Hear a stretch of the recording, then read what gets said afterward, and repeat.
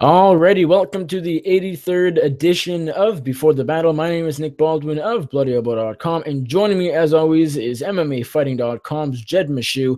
Wesley Riddle from MMA Sucker was unable to make the show tonight. And I'm not sure what's going on, but had something to tend to. Jed, you are here, of course. How are you? I'm doing okay, man. I don't want to lie. I've never been known as a liar. I don't really give two shits about this card, and neither should you if you happen to be watching this, guys. It is one of the worst efforts we've put forth. And by we, I mean the UFC has put forth this year. And it feels like we've been saying that a lot, but this time I really, really mean it. We were just having an off-air discussion about it, and outside of the co-main event, you could credibly cut like all but two fighters. Like if there are several fighters that can stick around the UFC, but I've identified four that I think like if you cut, I would think there was something wrong with that, and everybody else, if you just show up like, yeah, the UFC released, I'm like, okay, that's fine. So not a good card. Not a good card, sir. Yeah, I mean, I was making the argument for the Volkov Struve card earlier this month that this was by far the worst card in 2017 in this calendar year. But hey, this card, I didn't realize it at first, but it is worse. I just went back and did that trick we were saying. How many fighters realistically should be in the UFC, and or fighters you cannot cut? I counted about 10 for that Volkov Struve card that they're not getting cut anytime soon. We're here, as you said, really only we counted, I think it was 8 that should be UFC fighters and 4 that aren't. It's not outrageous. Let's just say goodbye to the others. So again, terrible, but we'll talk about it nonetheless. Before we get to UFC, Like, hold up, though. I do want to say two more things. One, on the plus side, this is a Friday card. I actually appreciate Friday cards for UFC. Just it's nicer to have your Saturday nights off, man. And the other thing, sort of tied into that, this weekend the card to watch if you're watching combat sports is the Bellator card. It's legitimately a better card. And I think we'll probably end up touching on that a little bit as well. So yeah, just not a great weekend of fights, but we're closing in on 216, which is okay, and really everything's building towards 217, which should be a very good card. So there we go. yes. Before we get into UFC Fight Night 117, OSP versus Okami in Japan, let's go back. Last weekend, we had UFC Fight Night 116. Brain fart. Rockhold versus Branch. Rockhold defeats David Branch by second round submission after not doing too hot in the first round. Decent display from Rockhold, of course, despite it being a bit of a come from behind victory. Not it's hard to say come from behind because it was only in the second round, but he was down and he started putting the wood to Branch and ended up getting the tap out, TKO, whatever you want to call it. Let's get a result. Jed, picks, DraftKings, bonuses, post-fight bonuses, that is. What do you got for us? Well, I will formally concede my belts this week. If you remember last week, I was the champ. This week, Wesley Riddle is going to be your champ. In the UFC event, he went 7-3, missed on Sego, Jocko, and Hamilton, missed the first 3 fights of the evening, but went perfect throughout.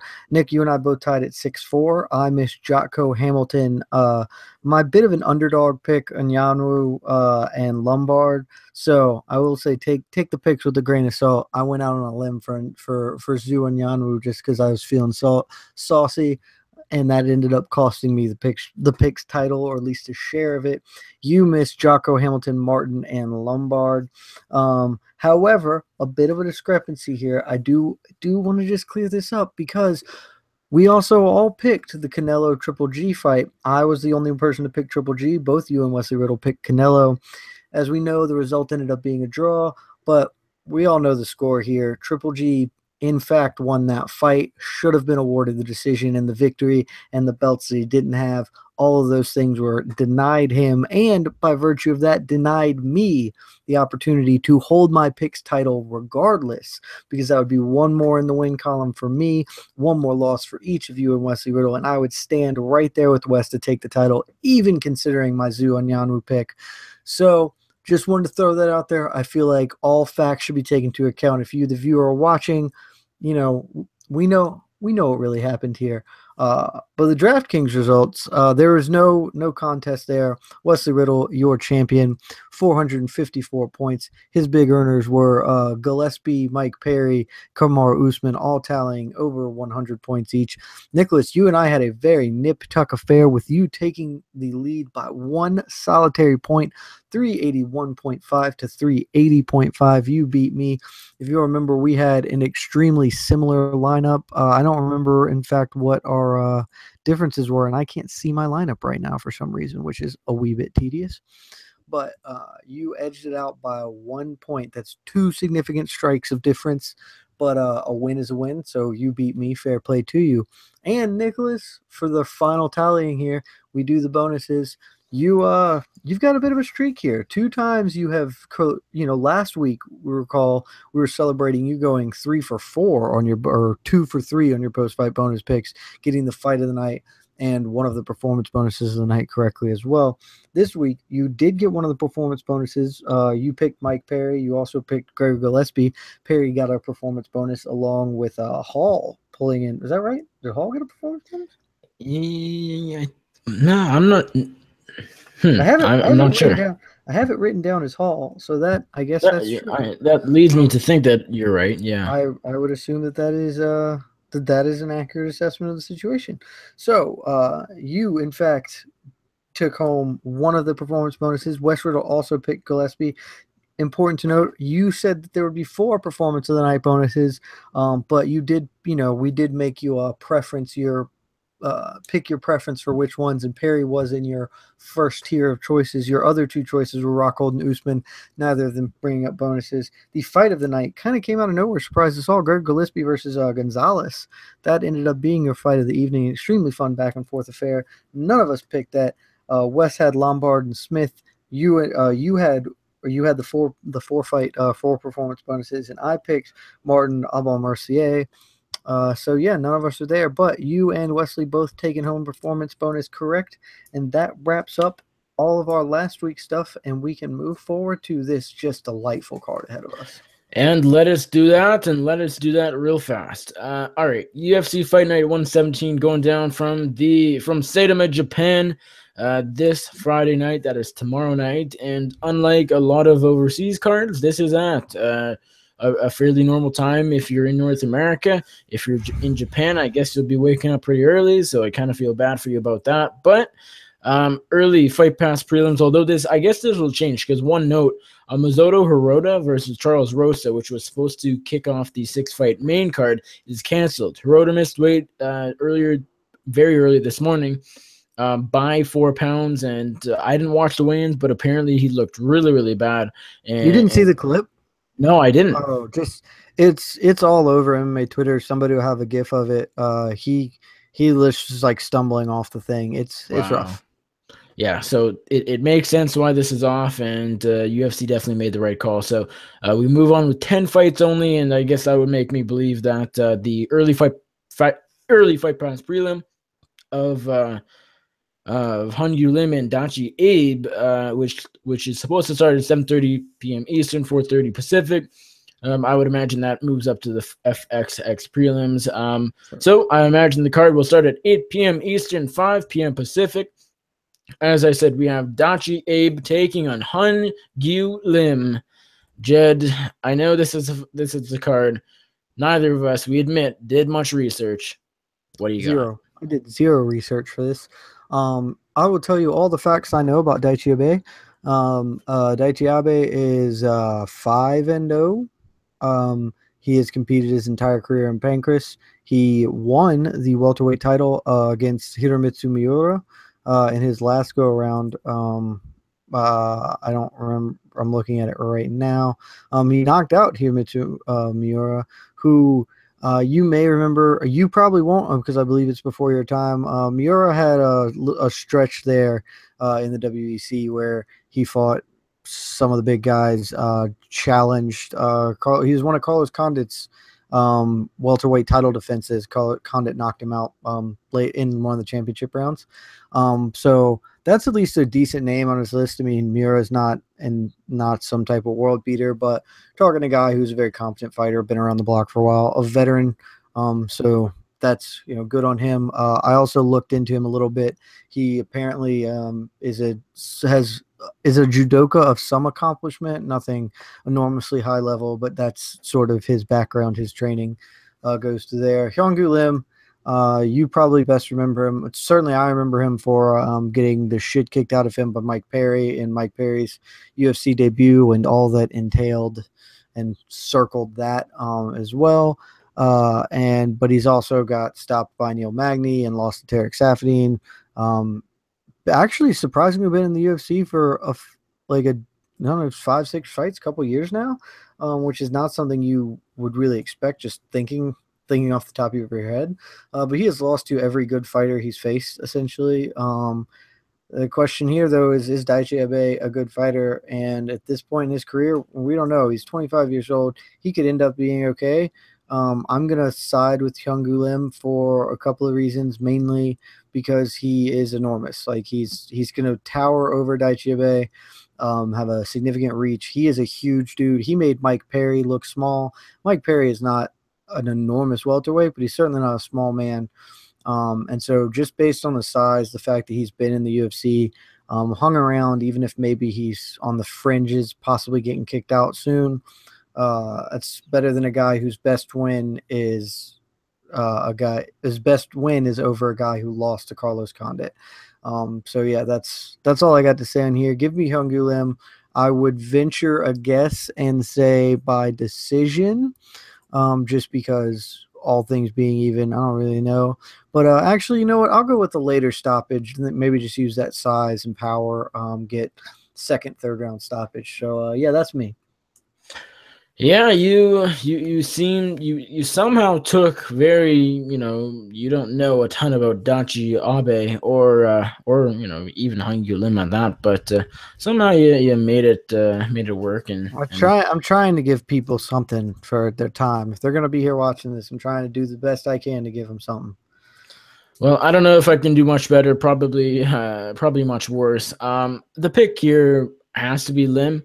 I don't know much about Abe. He has 80% of his wins by knockout TKO. He's undefeated? Is he 5-0, or am I making that 5-0. You're correct. 5-0. 20% by decision, so that's 4 if you can't, do mathematics, by knockout, and 1 by decision. So, I guess just going by that, he seems to be a bit of a banger. I read somewhere he's decent at counter-shotting. Lim is good at range as well. Lim is huge for the division. He has a 4-inch height advantage, 6 inches of reach on Abe, the newcomer. That makes me believe that Lim will be able to stand back and outpoint Abe, maybe even get a finish. Lim doesn't have the best fight IQ though, because he's such a big welterweight. But yes, he gets inside range, and we saw that against Mike Perry, and it cost him big time. So if Abe is a decent striker, he could clip Lim, and we could see another Lim loss here. But not knowing enough about Abe, I have to favor the guy I know more about, the veteran here, the ace himself, Hyungu Lim from South Korea. The guy's pretty exciting. I think that's one of the main reasons he's still around. He's lost a couple in a row, been fairly inactive. Otherwise, if he wasn't nearly as exciting, I think he would be fighting in Pancrase or Road FC or something like that. But the pick is Lim. I like him by knockout or some sort of TKO. But if this goes to the judges, I won't be shocked, just because Abe might be a bit better than I think. Next up, we got Shinsho Enzai taking on Luke Jamo. Jed, do you like the Japanese fighter or the New Zealander? Well, again, not a fight I know a ton about. We've at least seen both of these guys in the octagon before, so you can have maybe a little bit more knowledge on that. But I'm not bringing a ton of heat to this one. I'm just going to be honest with you. Shinso Enzai is mostly a wrestler. Really, if we're being honest, he has some not national wrestling commendations on the Japanese national circuit, some success there, but we're not talking about like an elite level world class wrestler. But he does use his wrestling a lot. He's pretty effective with it. Well, he can be pretty effective. I won't say that he is very effective. And I just don't think that's going to have a lot of traction against Luke Jumo. Jumo's going to be a bigger dude in the cage once again, and he's proven to be a pretty solid defender of takedowns. Not otherworldly, but pretty stout. And on the feet, I just think he's a little better than Shinzo Unzai. Unzai's a little more active, maybe more willing to try and make a fight out of it, just kind of get in there. But he is pretty bad defensively. I mean, neither of these guys are geniuses.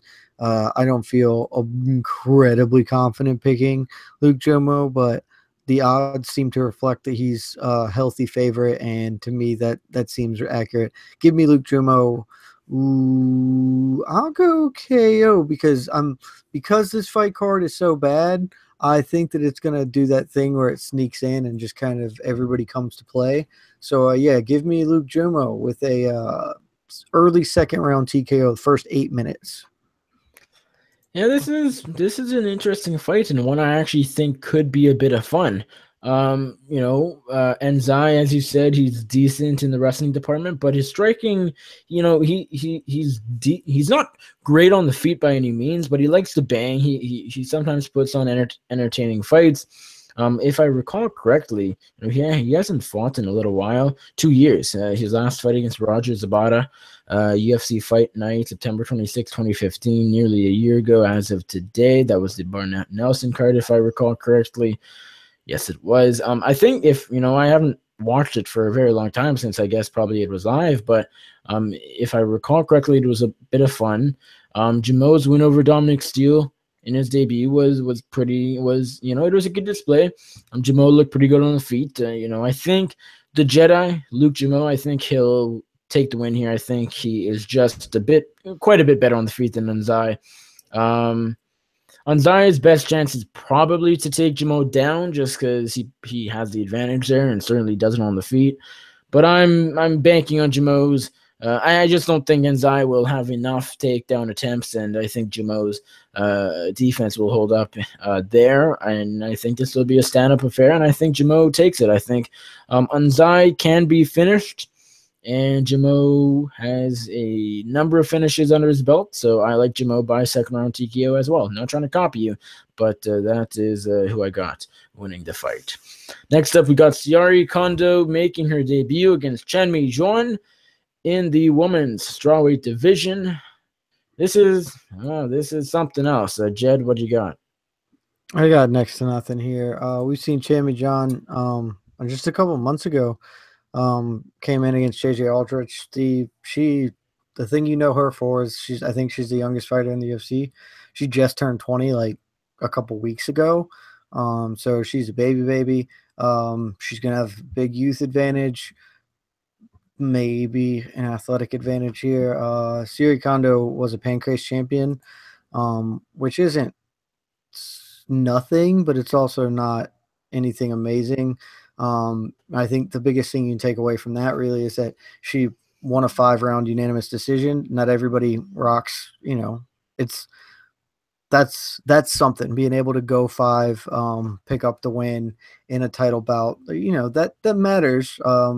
But she's going to be making a UFC debut here. And I'm just going to be honest. I got nothing here. I got zero opinion on this fight. It's a coin flip fight according to the bookies. Everywhere I'm seeing is dead even. One place has Kondo as a baby as a minimal favorite, and I just don't know what to pick here. I'm gonna pick Kondo just because, and literally the only reason I'm picking Kondo is because she's gone 5-minute rounds. Know she's at least a decently conditioned athlete, and she's fought in a better organization. Pancrase is not the end-all be-all, but it's not a terrible organization. And if you look at Chenmi John's thing, the one name, so the loss to JJ Aldrich, that was her UFC bout, where she acquitted herself. Okay, certainly, let's not make no bones about that. But the big name on her thing is Megumi Yabushita, who is best known for losing to everybody that you've probably ever heard of as far as women's MMA goes.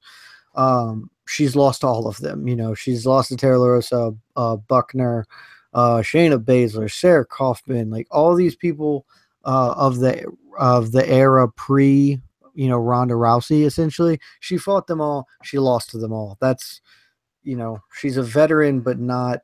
I don't think she even has a winning record.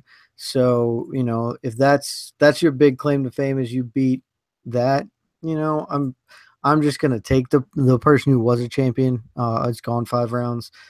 Don't stake any type of support on that. Don't bet money on that. Don't do a goddamn thing. Just let it breathe. Maybe actually, you know what? Fuck it. I'm just gonna pick John B. John because she's 20 years old. Fuck it.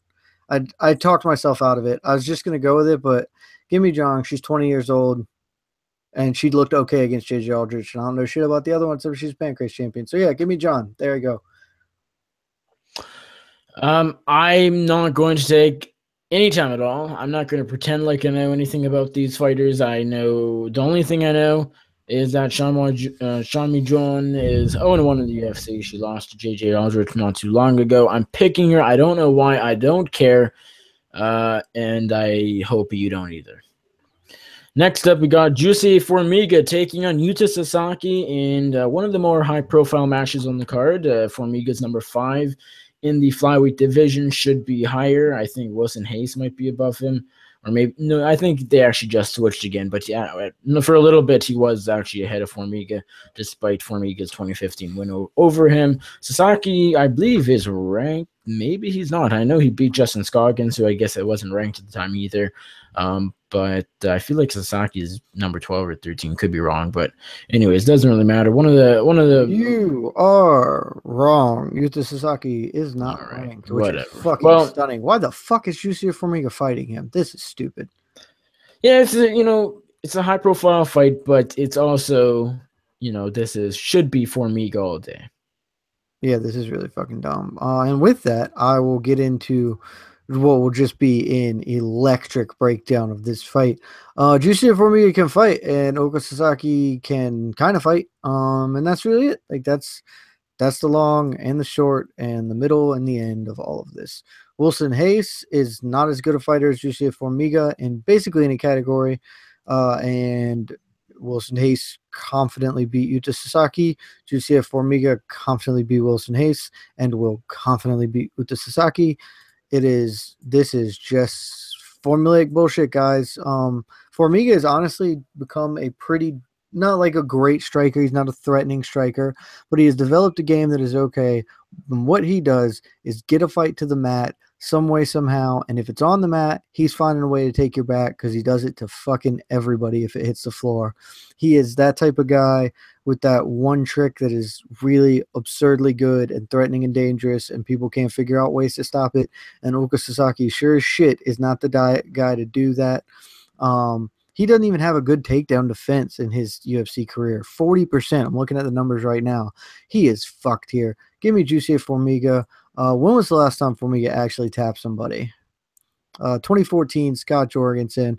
I think he's going to get his first submission in several years. I think he's going to be able to take him down, get the back, and sink in a choke. Give me Formiga early with the choke.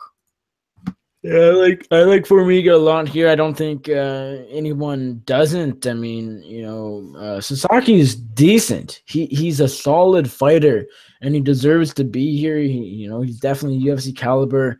The upset over Justin Scoggins was great, and all of that. But Formiga's not Justin Scoggins.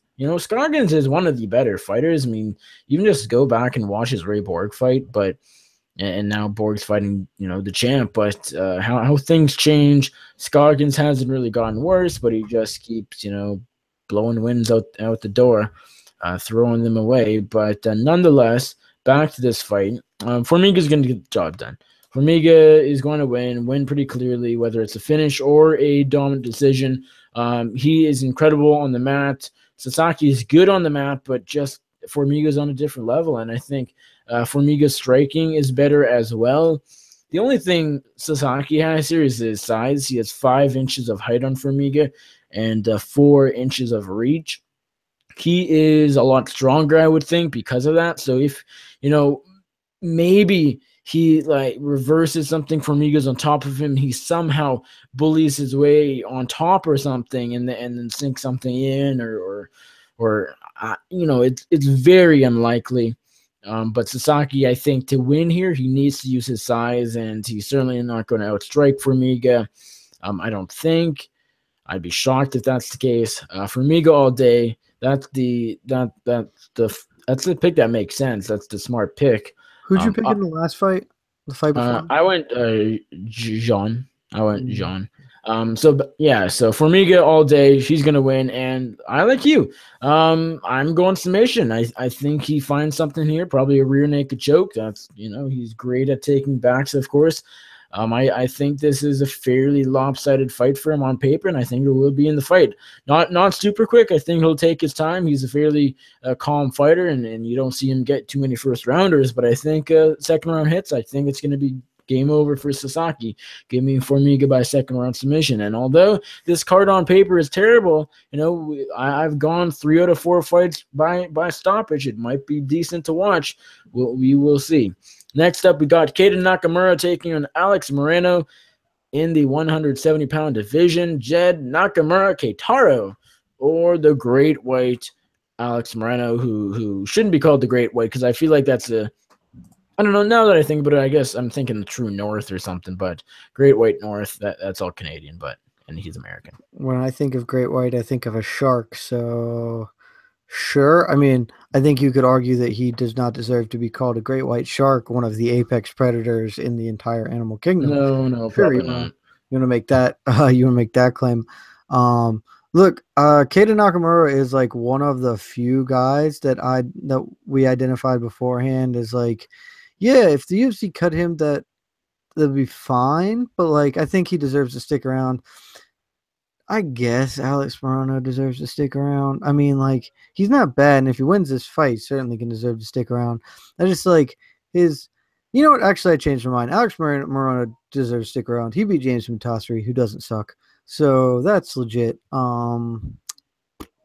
What else we got here on this fight? I'm just trying to look at it and take a gander, see what I'm feeling.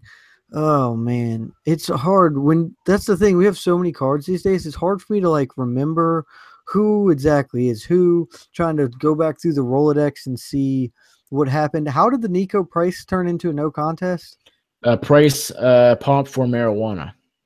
Oh, oh, Jesus. Oh, so that's just nothing at all is what that is. That's correct. God. So he has a loss on his thing. Common opponent, the Kyle Noak, who should have beaten Alex Moreno somehow. Unclear exactly what 2 judges were looking at to give Moreno the fight, but I mean, fuck, man. Keita Nakamura is. I just think he's a better fighter in general. But one thing here is activity level. Moreno is at least really active and a pretty decent defender of takedowns. If Nakamura gets stuck on the feet with him, he might just get outworked over a course of 15 minutes because he is pretty hittable and he is not one to throw a ton. Those play to Moreno's advantages. But at the same time, Nakamura is a consistent takedown guy.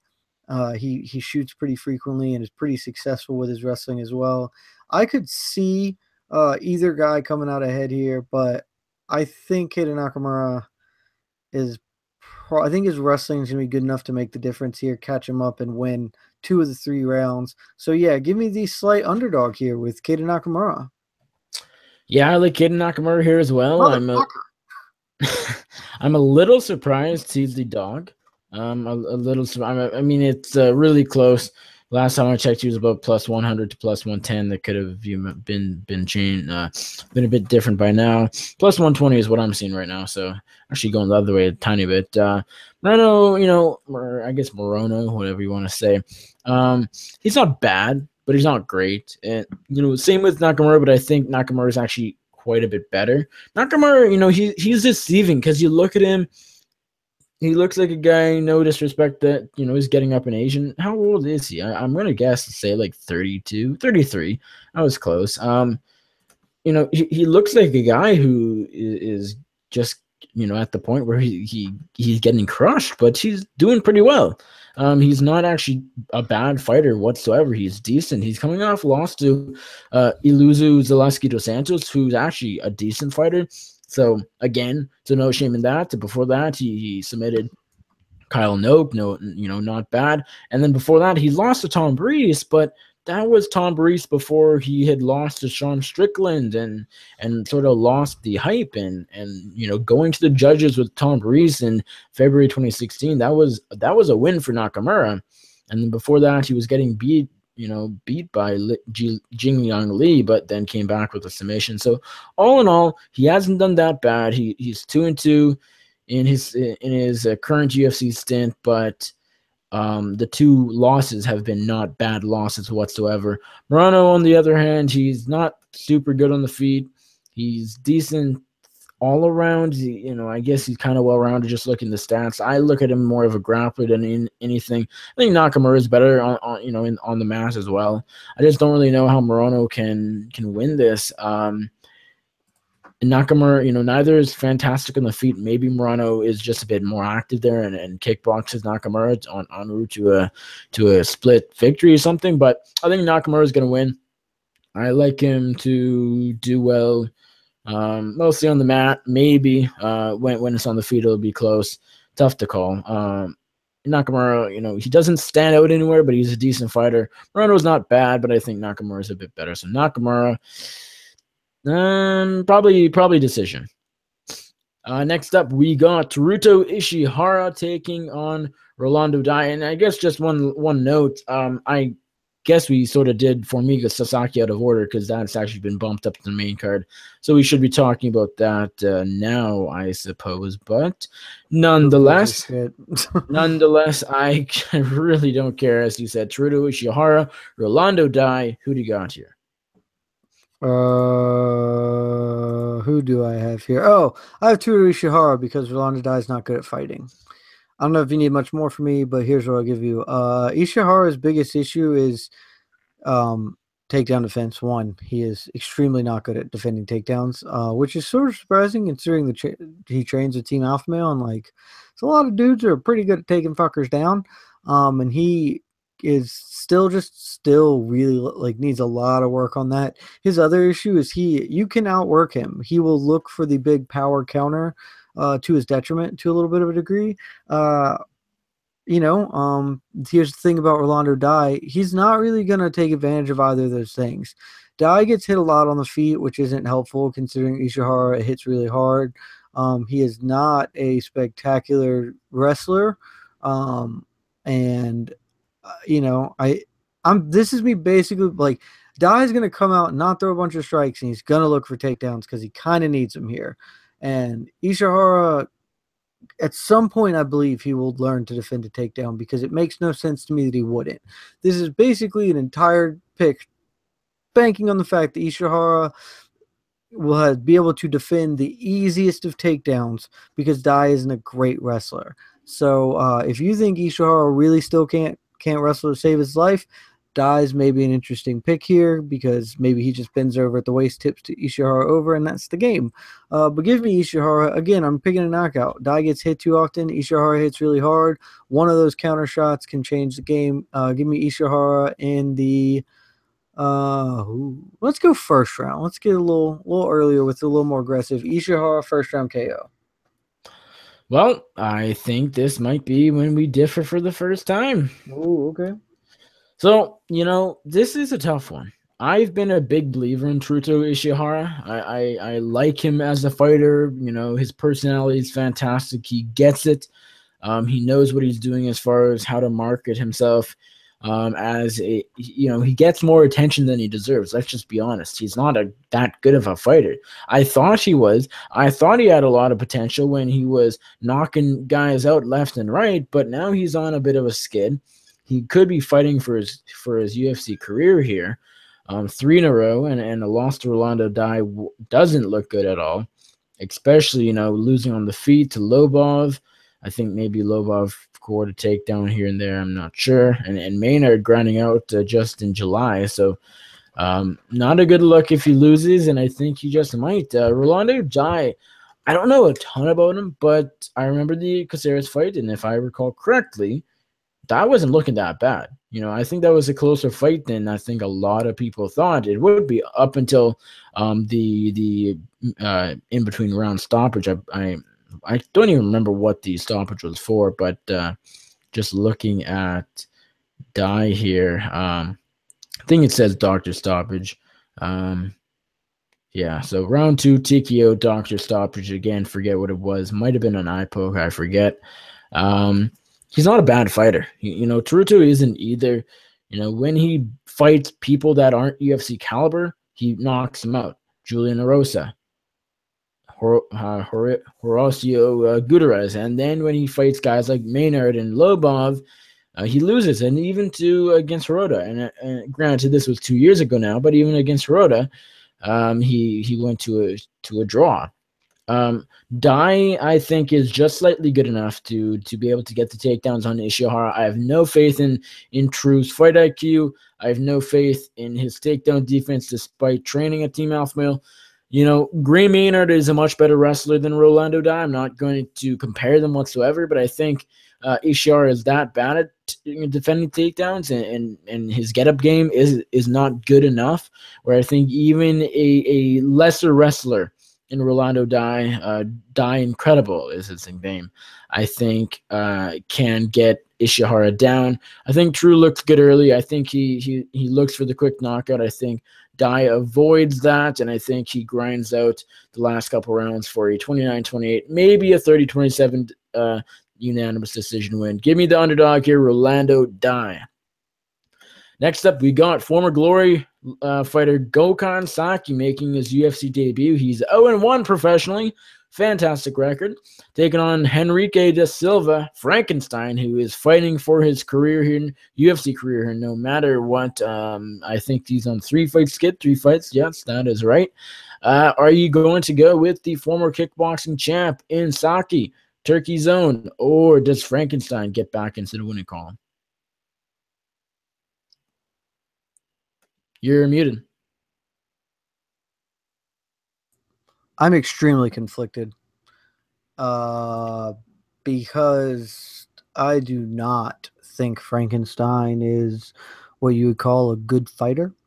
I believe he is getting this fight because he is not what you would call a good fighter. But at the same time, what I do know about him is that he is, in fact, an actual fighter. Gokhan Saki is a kickboxer, an extremely talented kickboxer, a really, really good kickboxer. Let's not lie to ourselves. Let's not pretend anything else. But I don't know if he can stop a takedown to save his life. I don't know if he can grapple at all. I don't know if he knows how to get up. I don't know if he knows how to do anything. And so I feel extremely uncomfortable picking him, essentially making his MMA debut. I know he had a fight well over a decade ago that he lost. But, I mean, for all intents and purposes, really this is his MMA debut. He's making it in the biggest stage there is in the sport, the UFC. And everything about this is stupid. I want to pick Luis Enrique da Silva on general fucking principle. But Luis Enrique da Silva is not a good takedown artist. And that's why he's got this fight. They're not going to give him a dude who can wrestle because that's not helpful to anybody. At the same time, he still might be good enough to out-wrestle Gokhan Saki because who the fuck knows if Gokhan Saki can do anything. I'm going to take Da Silva just because fuck it. Just fuck it. I can't pick him. I can't pick Saki because I refuse to do it. Give me Frankenstein, and I won't be at all surprised if he goes out there, tries to throw bombs, and gets lit up. But if he also goes out there and tackles him and he falls over and puts him in an arm lock, that's the game. So, yeah, that's it. Luis Enrique da Silva, this fight sucks. I can't believe it's a thing that's happening in the UFC in 2017. Go fuck yourself, WME, IMG. I am a slight more believer in Gokhan Saki. I am picking him. I think, they're giving a guy who's 0-1 and a well-known Glory former champ. This isn't on paper a super easy fight, but the UFC almost has to think so because the guy's 0-3, and clearly they want Saki to win, although they certainly have not done a good job promoting him. No one knows outside of the MMA bubble who Gokhan Saki is, if we're being honest. Like, if I asked my dad who is Gokhan Saki, he would not know. He's not a kickboxing fan or enough of one to know who Saki is, and so a bit bizarre that they have not pushed him as much. They don't even have his picture up on UFC.com yet. That's not good. Need to know who the fighters look like. They had an interview on UFC.com just posted like 2 days ago, a bit late.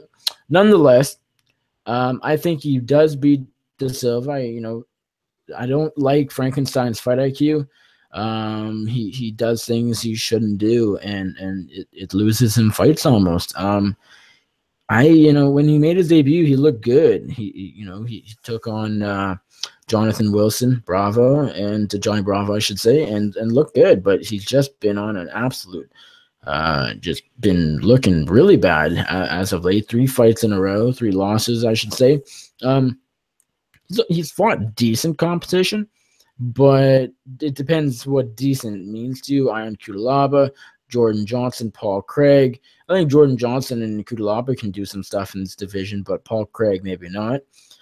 I like Saki. I think he is able to outpoint De Silva. This is a pick 'em in the sense that if you're gonna bet this fight, there's 2 props, and you should probably hedge it: De Silva by submission or Saki, or just Saki straight. Maybe even parlay him.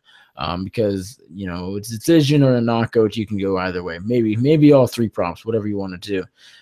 Tough fight to call. I'll go Saki, but I won't be surprised if De Silva gets him down and taps him out real quick. Next up, oh Jesus Christ, Takanori, the Fireball Kid Gomi is back. He's taking on Little Dong, the Maestro, South Korea's own Dong Hun Kim. Not that one, but as I said, Little Dong, the Maestro, the guy that's just not as good as the other one, but is scrappy, is fun, and is likable.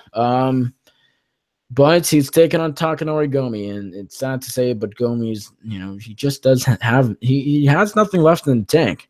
That's just the sad truth. And he got beat down real quick against John Tuck in his last fight not that long ago, just a few months back. And Dong Kim is definitely a step down, but can you take a step down far enough where it's a winnable fight for Gomi? That's a question we're going to find out soon, but I tend to think not. Yeah, no. I don't really want to talk about this fight because I think it's trash. I think it is interesting that, like, Gomi has one of, if not the worst records for a UFC fighter. I haven't cross-checked that against other things, but he's 4-8 in the UFC. Currently in a 4-fight losing streak. And even if he loses this, if he wants to keep fighting, I don't think Dana's ever going to stop him. I think that they will let him fight forever, even if he continues to lose forever. And that's just sort of the way it goes. Honestly, it's super fucking weird the way they've booked him too, because like he's fought a pretty healthy selection of good fucking fighters, despite clearly being washed for a while.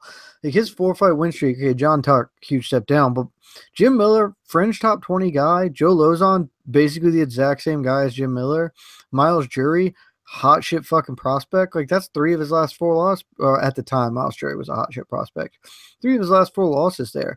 His win, it's not like he knocked out somebody that was dope to like, okay, maybe we throw him back into the, fringe contender area. He won a shitty unanimous decision over Isaac Valley Flag. Like, dude, he's done. Gomi all the way washed. Gomi, his last 4 losses have all been first round stoppages. I'll tee up a little bit. Dong Hyun Kim is going to also record a first round stoppage because Gomi is fucking washed. And that's just it. Like, we don't need to break this down anymore. Gomi doesn't need to fight anymore, but he'll keep fighting forever. And we'll have to keep talking about how he's washed. So yeah, give me Dong Hyun Kim first round stoppage. Yeah, it pains my heart to say this, but I got to go down on Kim here as well. Gomi has nothing left in the tank. Kim's not a good fighter, but he's not a bad fighter. He can bang, he hits hard, he's aggressive, he's scrappy, and he's everything I like in a lower level lightweight that comes to put on a show. He had that really fun fight against Polo Reyes that he came up a bit short in a little while back. That was one of the best fights last year. Despite its lesser name value than say Lawler and Condit or and those fights. But nonetheless, skill wise, he at this point on paper he's better than Gomi. Gomi beats nobody. At this point, I'm trying to think. Who did I say? I remember there was a matchup that the only one I would watch would be Gomi. Like for Gomi would be Gomi versus blank. I'm right now coming to my head is Diego Sanchez, but I don't think that's right. He did fight Diego. I wasn't listening. What were you saying? Well, I just remember thinking in the past, very recently, within the past month or so, thinking there is only one fight I would want to see Gomi be in, and other than that, there isn't a fight. But now I'm trying to think. Another super washed up guy, really, really washed up. Oh, BJ Penn. I was going to say, I think that's it. Yeah, I'd watch that. That'd be fine. Yes, that's it. That is it. Penn and Gomi. I would watch. I don't need to watch him fight Diego again. I mean, Diego got the win, but Diego lost. But yeah, Penn's fine. Sure, whatever. Yes. Anyways, not going to happen. What? CM Punk. Fuck it. Yeah, that's even better. That even then, I would pick Gomi. I would pick Gomi, obviously, but maybe who knows. All right, so yeah, Kim is the pick. He hits hard. He does decent things. He gets after it. Gomi's just so washed. Obvious fate on Gomi here. It's sad, but Kim by first round stoppage, I think. Next up, we got what's that? Yep, I just said yep. I was agreeing with you. All right.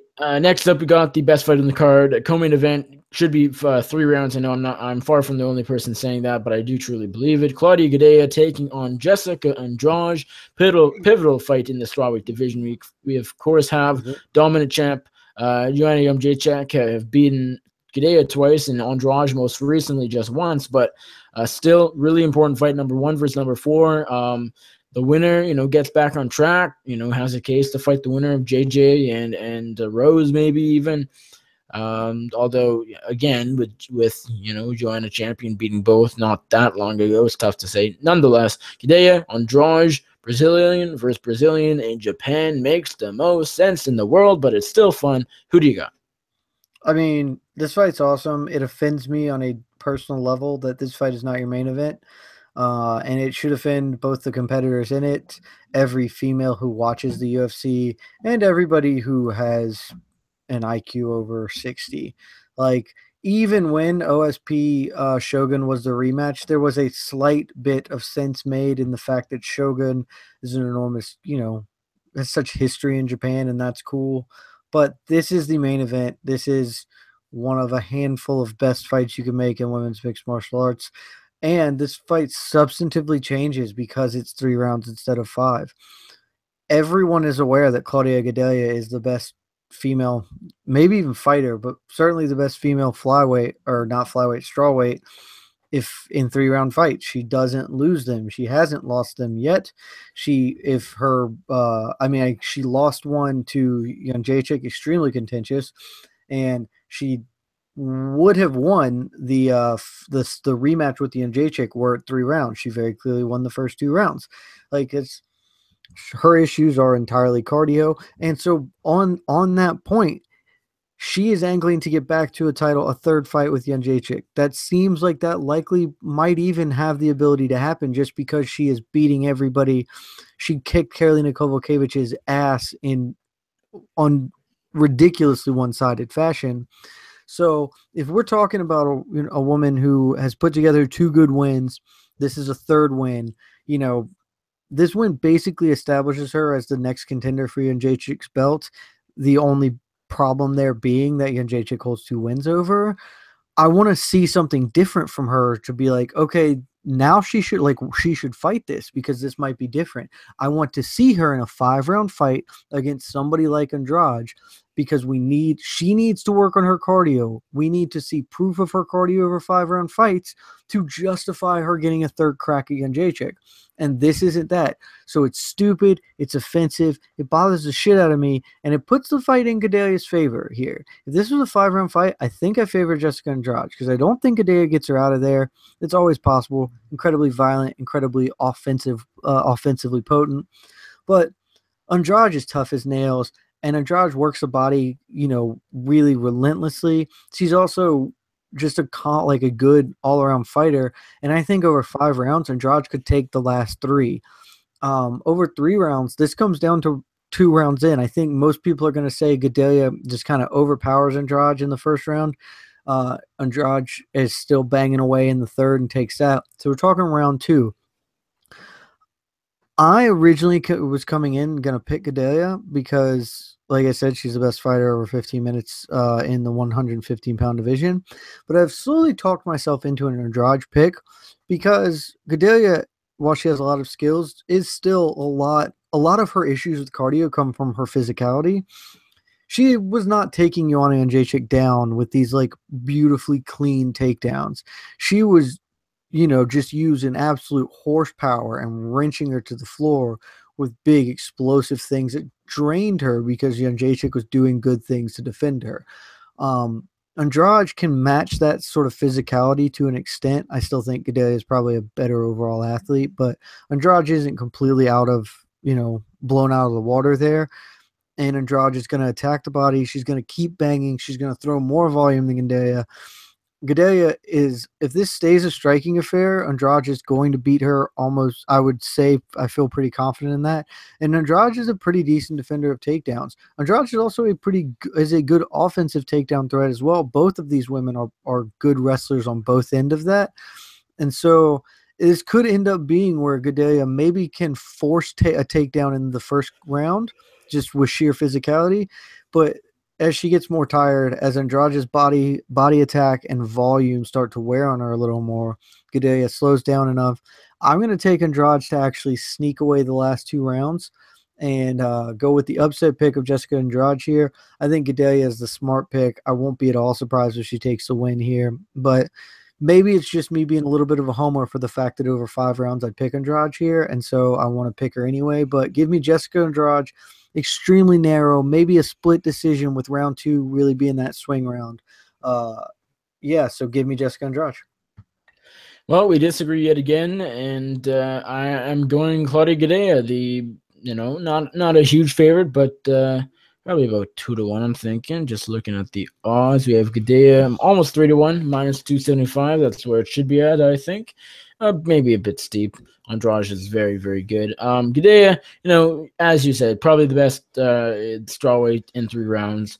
She should have beat Joanna the first time, and she was up 2-1 going into the championship rounds in the rematch for the title last year.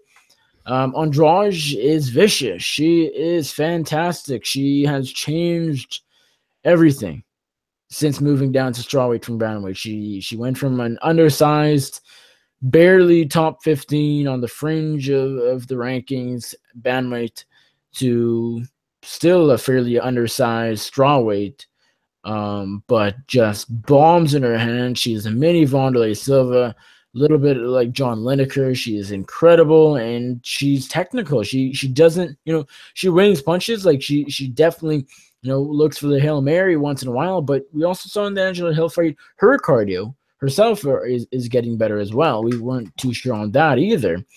And, she can go the distance. She can, win on volume as well. So that was good to see. She is one of the best strawweights, but Gadelha is fantastic too, and she might just be on a different level.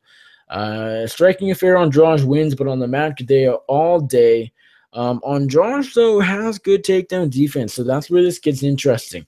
Because, again, there's a real good chance it stays on the feet, and I just don't think that's the fight Gadelha can win, or win comfortably. Maybe she squeaks it out somehow, but I just don't see that happening. I'm thinking Gadelha does get Andrade down enough to squeak out 2 rounds. I think it'll probably be the first 2 for sure, and I think Andrade starts to do pretty well in the third. And that's pretty much it. Gdea, I won't be surprised if this is 30-27 too. Kind of pretty confident. Not ridiculous, but if this does get to the match, which I do believe it will, Gdea all day, unanimous decision. But I think Andrade will put up a good fight. I think this will be entertaining. And if there's one fight on this card you're going to watch, make it be this one. Main event time, Ovince St. Preux versus Yushin Okami in the light heavyweight division.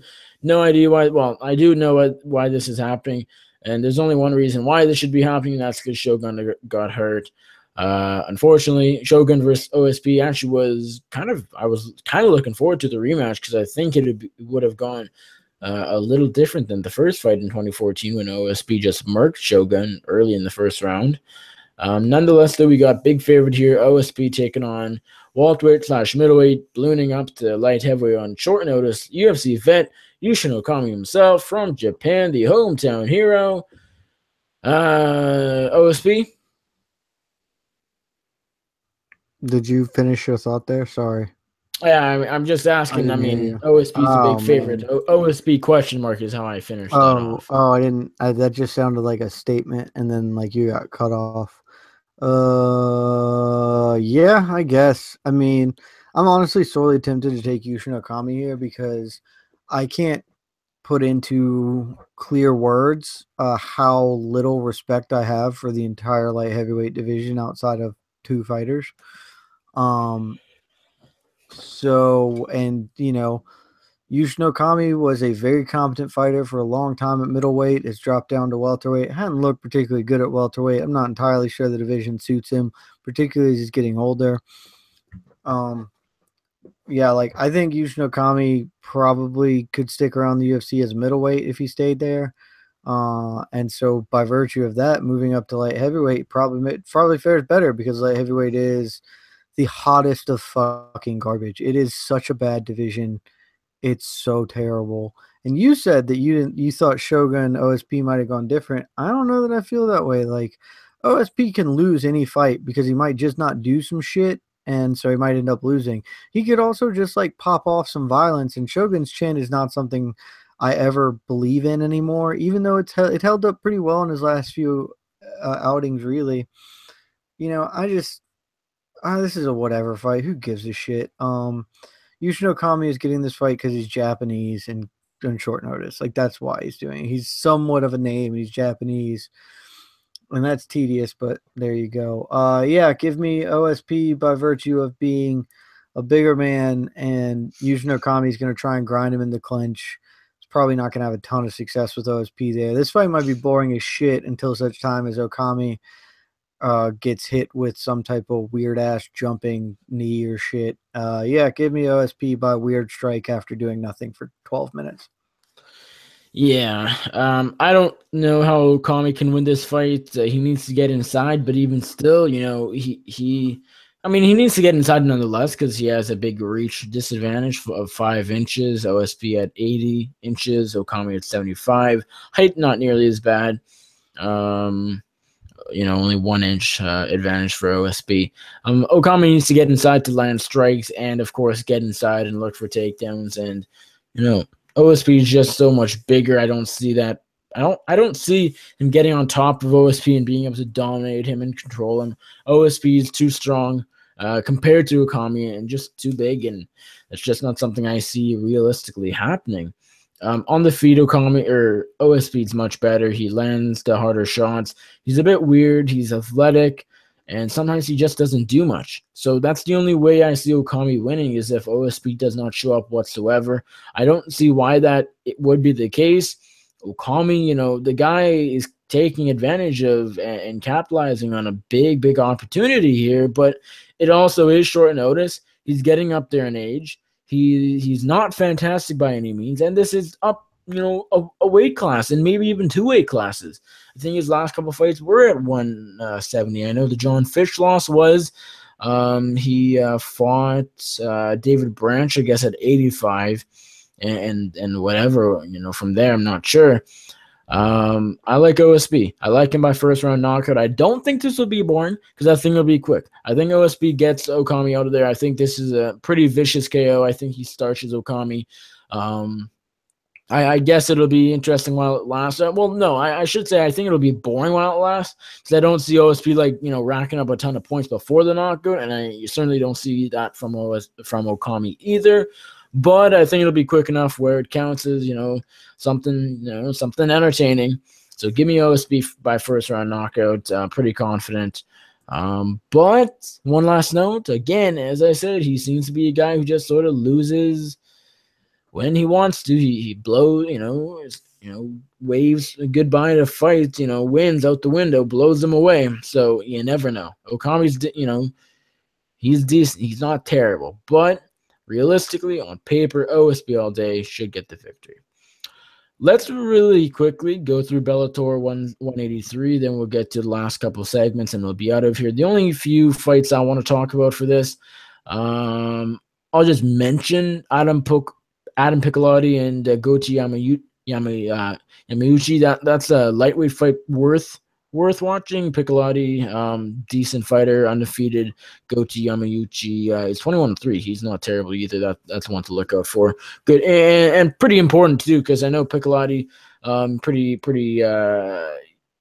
somewhat highly touted in the sense that, well, he's been inactive, so not as much, but fairly hyped before the layoffs and all that. First one I do want to talk about is Aaron Pico and Justin Lin.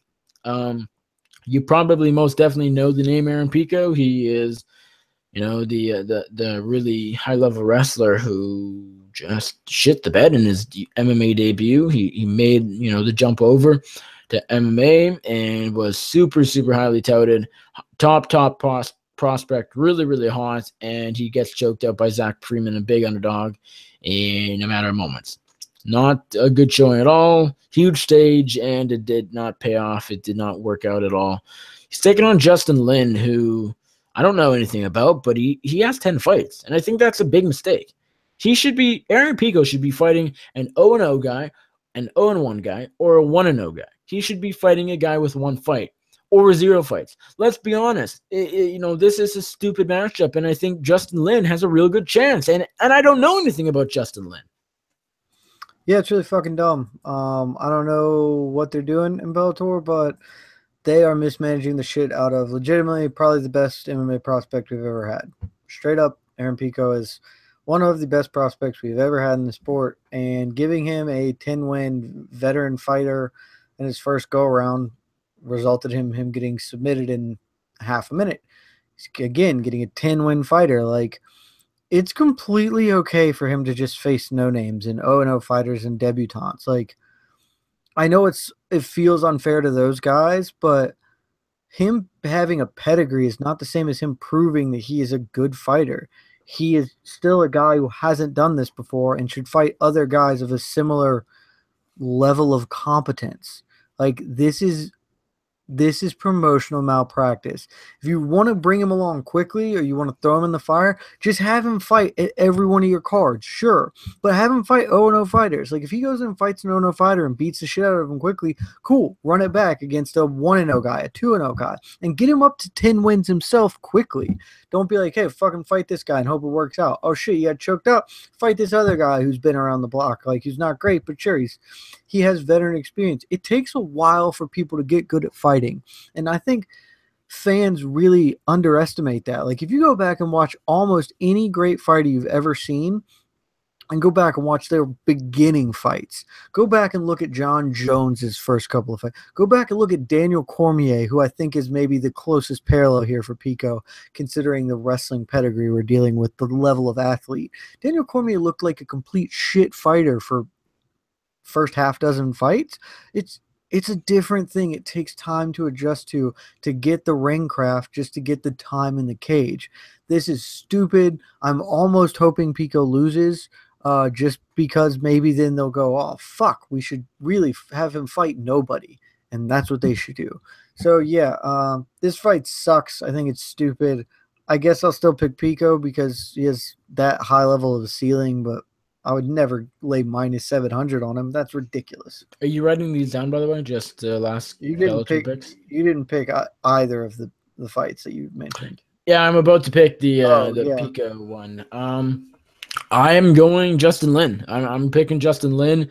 As you said, fighters are not good in like that. They don't get good overnight. I still don't think Aaron Pico is a good MMA fighter. You know, we haven't seen much at all. We've seen 30 seconds of him, but I have to go off of those 30 seconds. He did not look good. He looked lost. He got tapped out real quick. And I'm afraid that a similar thing may happen. Now, when you're starting out, you improve miles and miles. You get better over, in the sense, I just said you don't get better overnight, but you make improvements really quickly. And so Pico made his MMA and Bellator debut in June. We've had, that's 3 months, going back. So we've had 3 months, and in these 3 months, Pico, probably has made several improvements. But is it enough to beat a guy who, compared to Pico, is a vet? Justin Lin, again, I don't know anything about him. He's 7-3. Other people that know a bit more about him have said decent things. He's lost to good guys. 2 of his 3 pro losses are to Cody Gibson and Matt Lopez, one being a former UFC fighter and one being a current UFC fighter who's in the top 15, who's fighting Rafael Sunsao, one of the best in the world, coming up at UFC Norfolk. He's fought. All right, I'm cutting you off. We've talked way too much about this shit, and we need to get a move on in our life. Sorry. He's fought in RFA, and that's all I say. Justin Lin. Who'd you pick in the Piccolotti? I'll go Piccolotti. I didn't say, but I'll go Piccolotti there. I agree with you on that. I also agree with your assessment of it. I actually think that's a really fun fight. Goto Yamaguchi's no joke, and Piccolotti's a pretty quality prospect. He's definitely no goat either.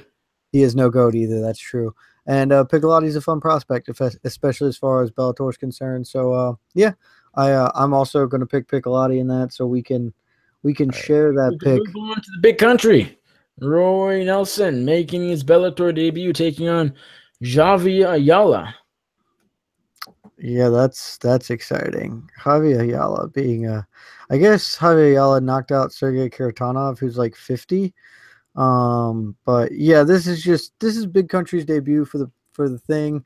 I think that, he's not going to be an enormous star for Bellator. He's not going to drive pay-per-views, but I think Bellator honestly fits him a little better than the UFC, especially at this point in his career when he's not a top 10 guy. He's not going to make a title run, but he's still durable enough to continue fighting. He still has the big, powerful right hand. He's got the I'm fat gimmick.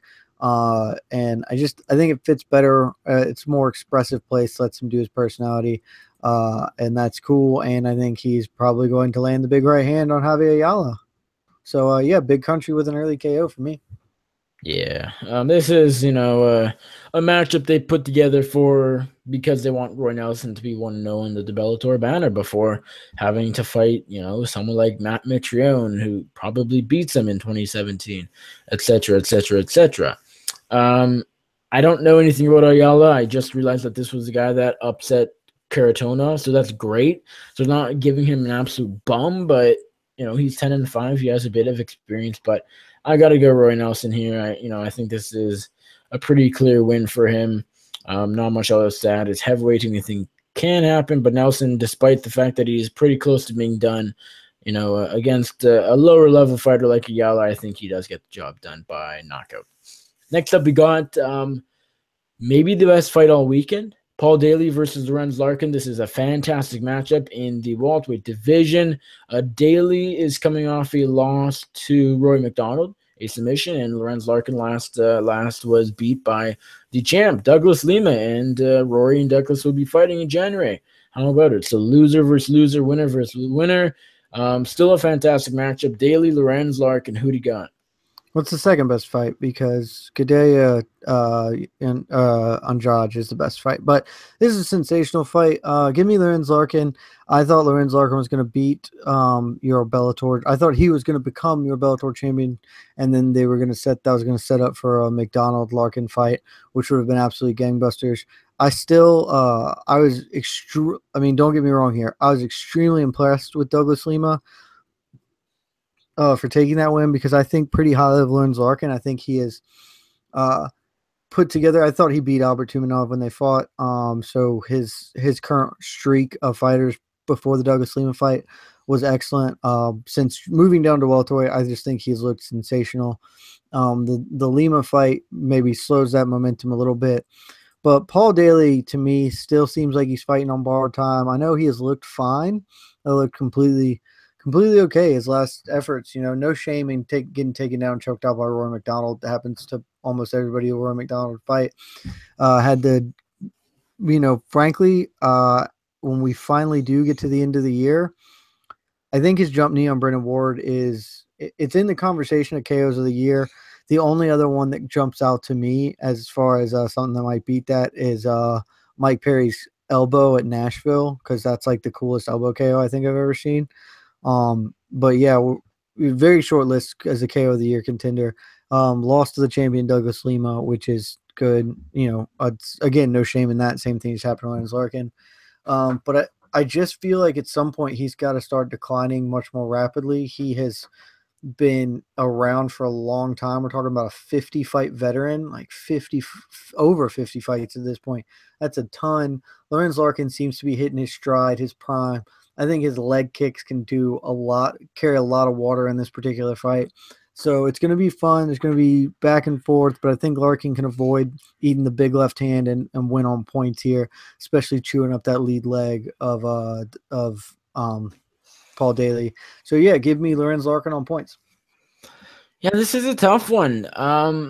It's not too tough for me to call, actually. I'm pretty confident in Lorenz Larkin. Paul Daly just a bit more washed than Larkin. Larkin's not at all, and Daly's definitely going slowly but surely down. He only loses to good, really great fighters. Lima, Rory, as of late. He knocked out Brendan Ward, which, of course, as you said, kicked things off in the new year real well. One of the best, knees you'll see. But Larkin, I think, is on a different level. This is going to be a stand-up affair. I don't see this playing out on the mat. I don't know how it could really get there. I think it'll be a stand-up affair. Larkin chops him up with leg kicks. I think he just is the sharper fighter, a bit quicker. Power is close. Larkin, as I said, a lot more precise. Daly does have knockout power, of course, as we saw pretty recently. I think, though, Larkin, his quickness on the feet, just the sharper striker, I think that'll lead him to a victory. Tough to say whether he finishes Daly. Daly doesn't have a fantastic chin. Larkin hits hard. I'll go late TKO. TKO in the third round. Won't be surprised with the decision. Larkin does sometimes go to the decision as well, because he doesn't have one punch knockout power per se, a bit more of a volume striker. We saw that, of course, with those leg kicks against Neil Magny a year and a bit ago. But Lorenz Larkin, third round TKO, maybe decision, is my pick. Main event time, Bellator 183 in San Jose, California at the SAP Center. We got Benson Henderson taking on Patricky Frere. So Benson Henderson, smooth, is 1-2 in Bellator. A win over Patricio, Patricky's brother. So now this will be Bendo's second fight with a Pitbull brother, number 2. And Bendo has losses to former champion Michael Chandler and Andrei Koreshkov, welterweight and lightweight. Lightweight and welterweight. I might have said that respectively. Not necessarily the run Benson has expected. Rushed into a welterweight title shot in his debut, got absolutely destroyed by Koreshkov. Then an injury win over Patricio, nothing impressive. And then, of course, a split decision loss to Chandler, which maybe shouldn't have been a split. Ain't no maybe. That fight never should have been close. That was a fight where I didn't actually watch live there, because there was UFC going on as well, and I made a mistake because some stupid UFC fight over that. But that was one where I don't actually think I've seen it full, but it seems like one I should go back and watch. But nonetheless, Patricky is coming off a big win. Josh Thompson knockout in February. Previously, he was knocked out himself to Chandler. Who you got here? Really, really interesting matchup at lightweight. Bendo and Patricky. Who's your pick? I'm actually going to take Patricky. Patricky looked good knocking out Josh Thompson. And I know he got obliterated by Michael Chandler, but Michael Chandler beat Benson Henderson, and that should not have been even close to a split decision. Bindo secretly hasn't looked good. Like his win over Patricio, if I recall correctly, he was losing until that injury kind of ended up switching it up for him, getting him the win there. Some type of foot injury, was that right? I don't remember entirely correctly. I remember thinking he didn't look good there and was behind. And then, as you mentioned, getting his ass handed to him by Andrei Koreshkov, he hadn't looked good in a while. And even at his highest highs, like when he was the UFC lightweight champion, there's an incredibly strong case that he did not deserve to beat Frankie Edgar either time. I don't believe he did beat Frankie Edgar either time. I do think he beat Nathan Diaz. I thought he lost to Gilbert Melendez. So 3 of his 5 lightweight title fights, he won shitty decisions in. He won 1 just decision over Nate Diaz, and he got his shit kicked in by Anthony Pettis. I also was under the impression he lost to Josh Thompson his first fight of the thing. Beat Rustam Kabalov, got knocked out by Rafael dos Anjos. Probably should have beat Donald Cerrone in their 3rd fight. I remember that fight being close, but thinking I scored it for Cerrone, but it was close. Yeah, it was close. I remember thinking Henderson edged it, but not being upset that Cerrone won. Then choked out Brandon Thatch, who is garbage. Lost a split decision to George Masvidal, which I do not remember at all, except for I vaguely recall me thinking Masvidal should have won, and that was that stretch of fights where Masvidal got boned because he's not offensive enough, but he's clearly better than his opponent. So we're talking a dude who hasn't looked good for the last while. I mean, his last good win, I guess, is Rustam Kabalov in 2014. It wasn't even really that good of a win because Kabalov was winning up until going into round 4, I think. Yeah, so we're talking his last good win is 2012, and even that's surrounded by a thing. I think this guy is a guy who is a very competent fighter, probably gets wildly overrated, and seems to be on a sharp, noticeable decline. Patricky Freire, look, he hasn't fought a ton of great people, and he's losing to Marcin Held that's a big red flag in general because it's Marcin Held. Like, come on, man, it's Marcin Held. So it makes me want to pick Bindo, but I could just see it. I could see Bindo being washed, and maybe I'm overrating the Josh Thompson win because I like Josh Thompson as a fighter, speaking nothing about him outside of the cage, but I always thought he was an incredibly underrated fighter. So I'm going to take the upset. I'm going to take Patricky Freire.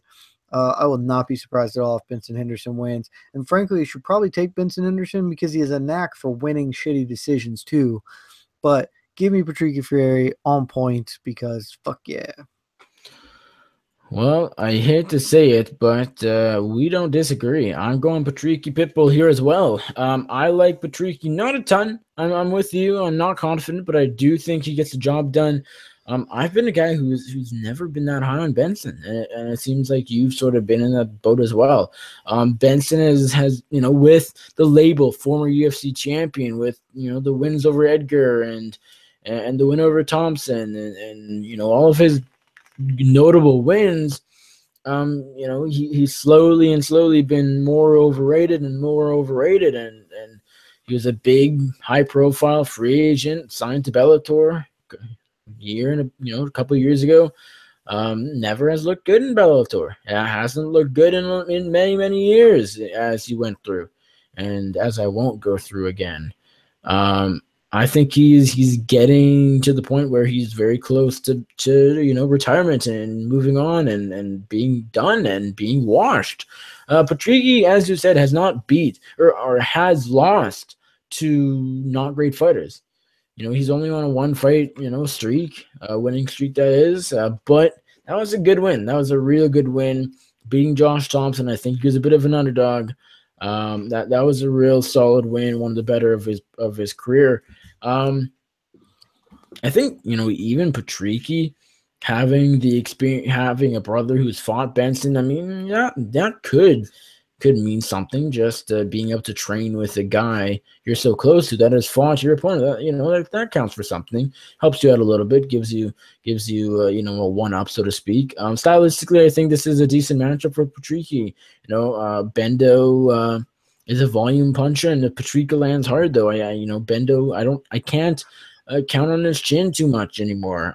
Look back on the RDA fight. RDA hits hard, but so does Patricky. Don't discount Pitbull's striking power either. He hard hitter, of course. I think this would be a pretty close fight. Benno's not terrible. He's not great. Same with Patrick, but I think Patrick has a bit more in the tank. He hits harder. I like his striking. He's quick on the feet, really powerful, as I said, and coming off a big win. He has to be confident. Bendo maybe not so much. Give me Patrick. Give me him by knockout. I like him to finish Benson.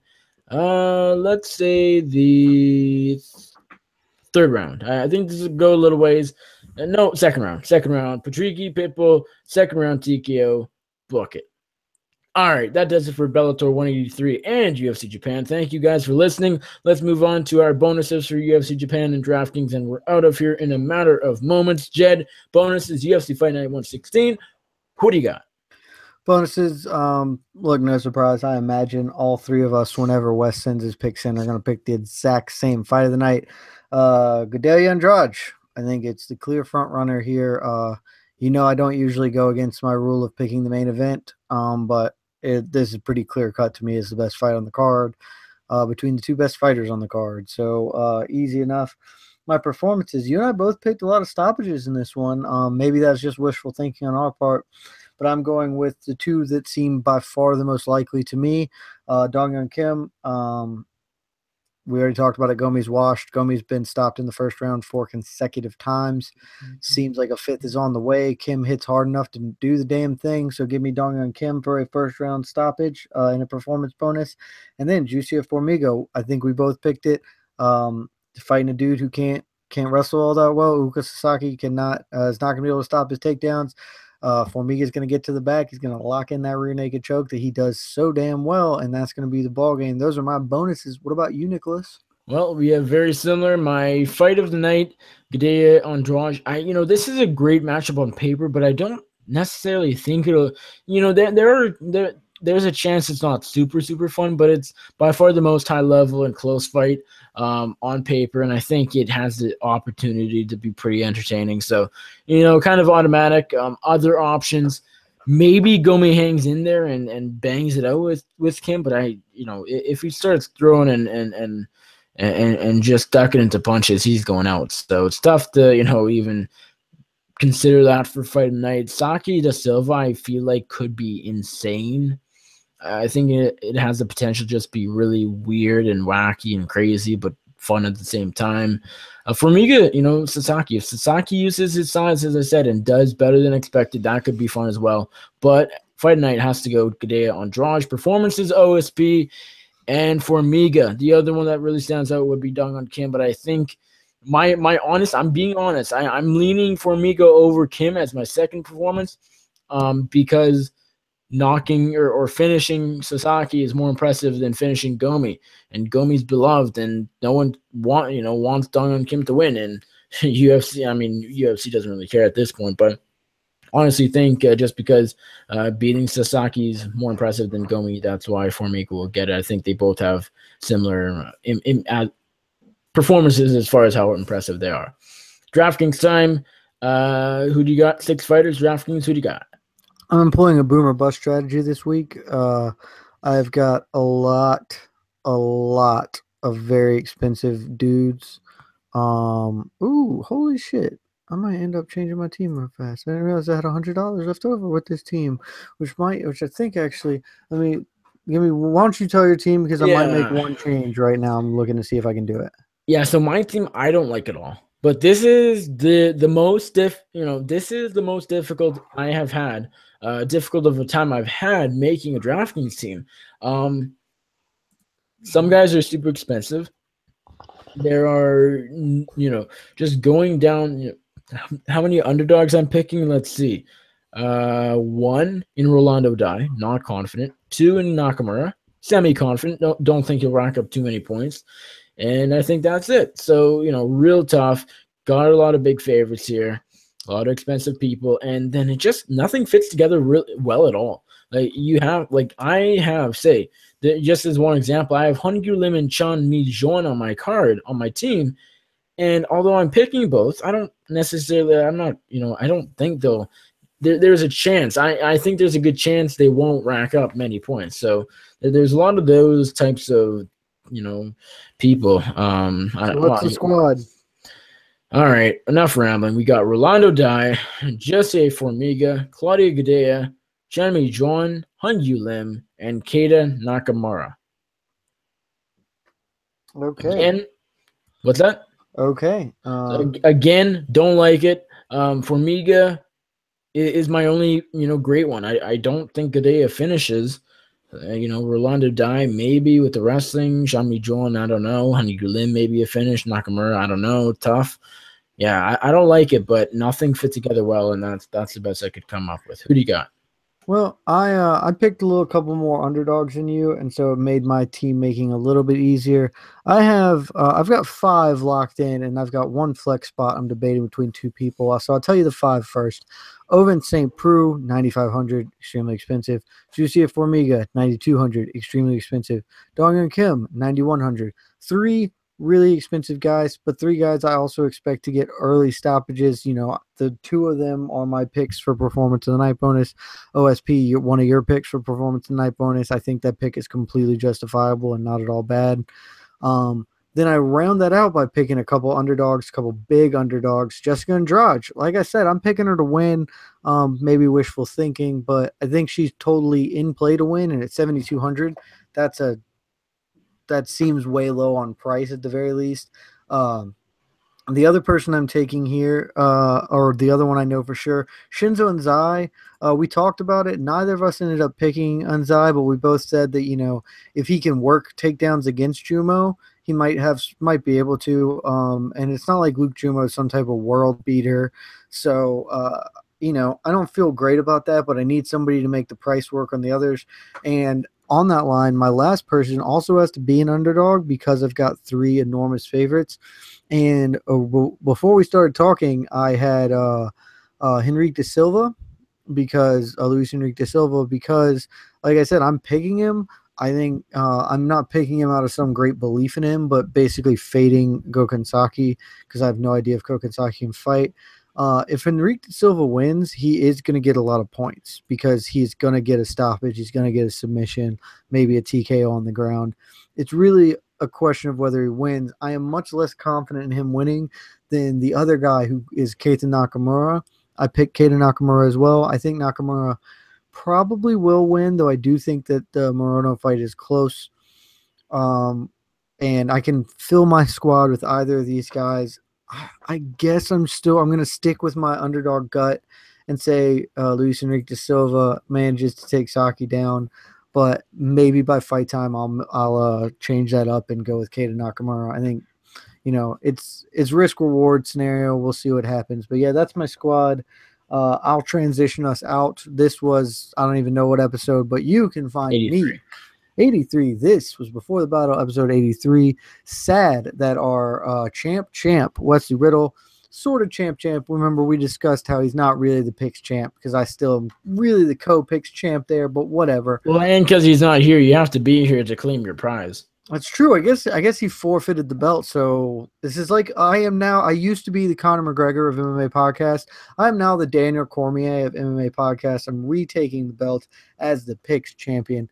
But yeah, sad for West Speaking Riddle. of DC, real quick, I just realized that when Andrew and I recorded the MMA Circus 2 days ago, we completely forgot to talk about the fact that DC is now the new champion. But way to go, guys! Go ahead. That show just falling apart without me. I see how it is. But yeah, so you can find my writing at MMAfighting.com. You can listen to my podcast here with these fellas before the battle. Keep an eye out. There will be new editions of my podcast, Naked Truth, with the Naked Gambler coming up in a couple of weeks. I'm not entirely sure when, but we're going to get back on the horse in the near future. Things have settled down a little bit as far as our scheduling conflicts go, so that's nice. And yeah, follow me on Twitter, Jed Meshew on Twitter. That's it. To you, Nicholas. To you. Boom. All right. You guys can find me on the Twitter at Nick Baldwin MMA. You can find my writing over at bloodyelbow.com. As I've said the past couple shows, I'm back on board MMA Saka. Not doing a ton of coverage, although I've done a lot just because I did cover a local show here in Winnipeg, the first pro MMA event here on the Peg since September 2014. It's been 3 years. Great to have You'll be MMA getting back another here. one soon, though. What's that? You're going to be getting another one soon, We though. sure will, although they don't credential minors, so that kind of sucks, but still will most likely be there. So I did cover Mercenary Combat League 1 last Friday night. It was a great show, really well run, not a lot of delays, other than doctors being in wrong places once or twice. Great night of fights. I've done a bunch of post-fight interviews. Check them all out. They're all on youtube.com/MMA Saka. Talked to the headlining winner, Brad Katona, who's an undefeated bantamweight prospect, 6-0, really good, top talent in Canada, and he should be signed for UFC Winnipeg. Now it just comes down to will he be. Talked to George Davis tonight, just an hour or so before doing the show. Doing this show, I should say. Andre Pavlis, the promoter, did a phone interview recapping the card and much more. Check it all out, youtube.com/MMA Saka. Also talked to Curtis Mars. Probably know the name. He's the vet. He also fought on this card last Friday. That is it. Thank you guys for listening. We do appreciate it. Enjoyed the fights. UFC Fight Night 116 in Japan tomorrow night. Bellator 183. Then the following night on the Saturday, the better card, I should say, out of the two. I don't feel the need to watch tomorrow's night card. You probably have a bit, something else better to do. But if you're a degenerate, have fun, enjoy the fights. Good night. Thank you for watching. Goodbye.